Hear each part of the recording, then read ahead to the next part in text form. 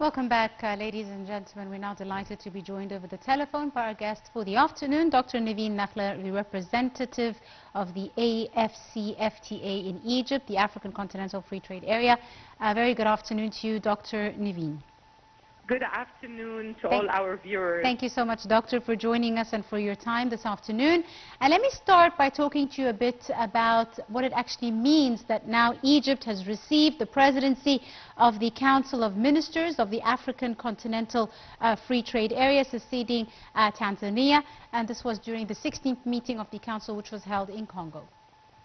Yes, first of all, I want to congratulate our lovely, beloved President, Abdel Fattah al-Sisi, and I would like to congratulate our minister and to congratulate all Egyptians for this sharing of the AFCFTA for the coming year. Let me first tell everyone what is the AFCFTA, the African Free Continental Trade Agreement. Mm-hmm. And because Africa is the largest agreement in the world, because of the size of countries involved in this agreement, the agreement is between 55 countries, the African countries, and which contains a population of 1.4 billion people of young age population, median age, you're talking about 24 years old of this population. Mm-hmm. We have the main resources of the world, and we have the capacity to trade among each other and to industrialize and to have manufacturing and to have a big supply chain access. The issue was that Africa was trading among each other, among itself, with only 12%. Mm-hmm. And this 12% is very small percentage. So the African Union during 2021 started talks about the AFCFTA and the African Free Continental Trade Agreement.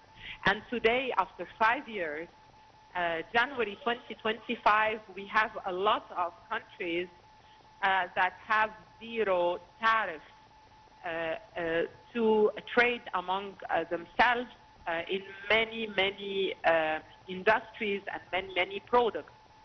Let me also summarize that this AFCFTA agreement between all Africa, the 55 countries or the 54 countries of Africa, 49 countries ratified the agreement and started to trade among themselves. Right.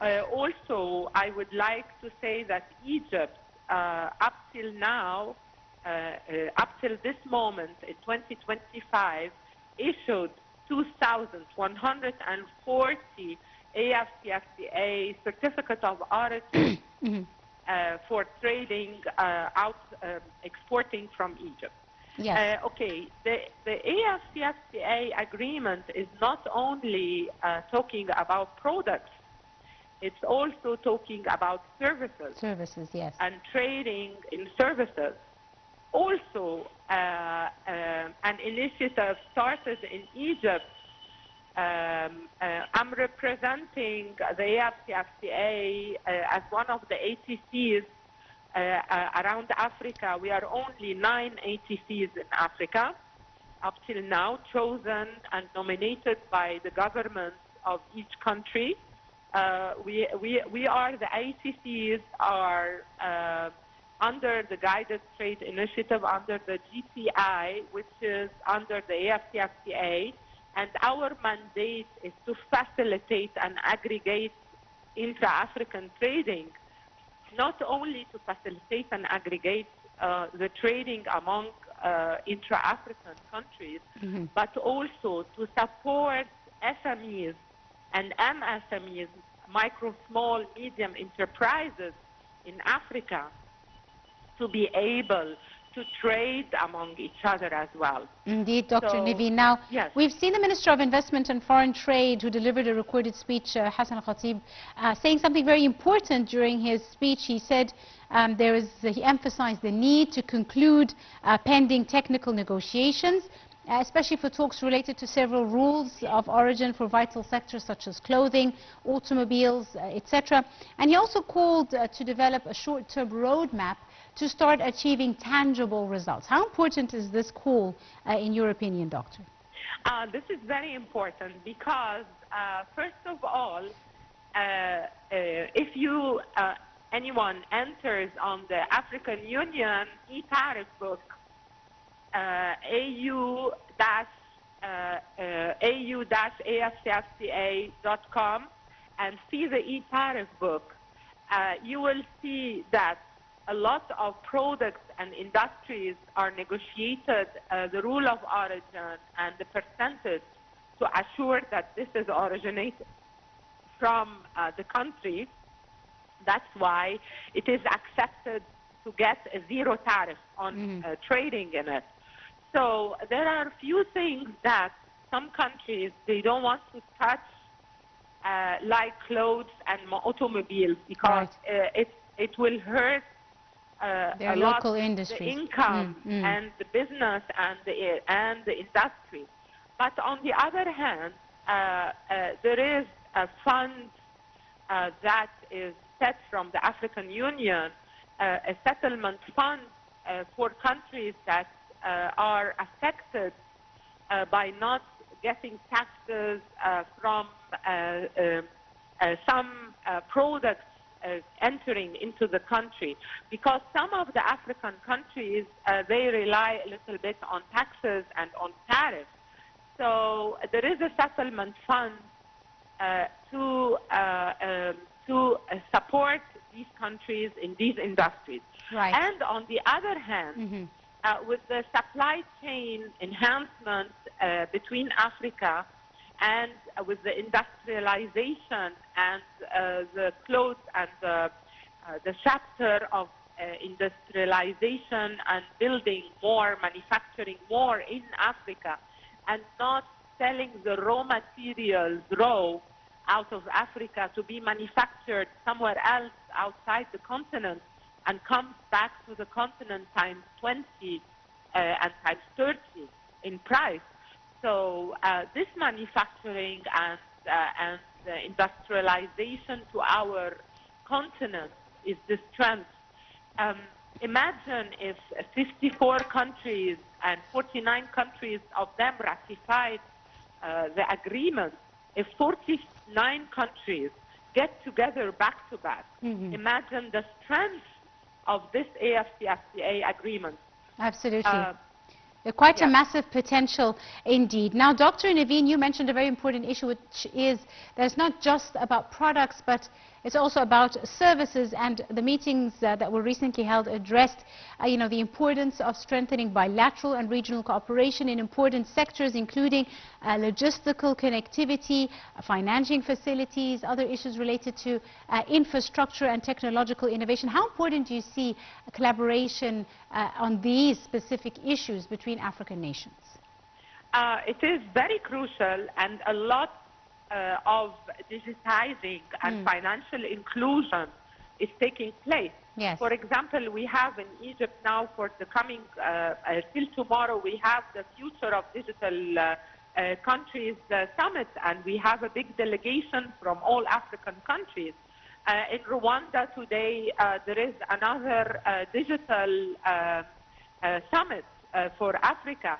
And on 8 to 10 May, we have a big summit in Zambia for also digitizing and financial inclusion and digitizing the whole thing. You're talking about digitizing healthcare, digitizing monetary and financial inclusion.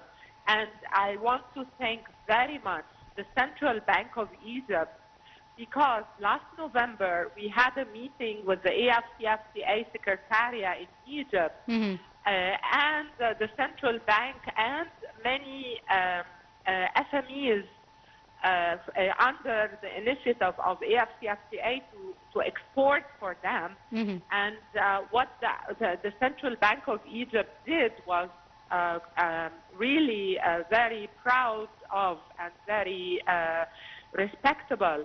The CBE, the Central Bank of Egypt, opened a financial inclusion account for all the SMEs with no administration fees, no minimum payments in their account, mm-hmm. And even some of them moved them from the unofficial economy to the official economy by opening a company account for them with their ID and the name of their organization till they start registering, and supported them in moving to the official economy to support them to export.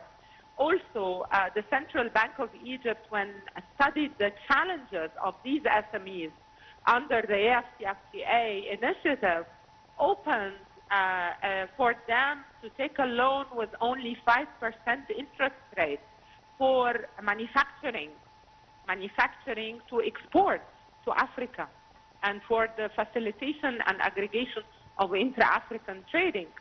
There is another big thing that's going on these days. Egypt signed the PAPS. PAPS is the Pan-Africa Payment Settlement System, and this will allow us to trade among African countries with the Egyptian pound. And this is a big step to remove the load of hard currency. Yes. When we are trading among ourselves in Africa.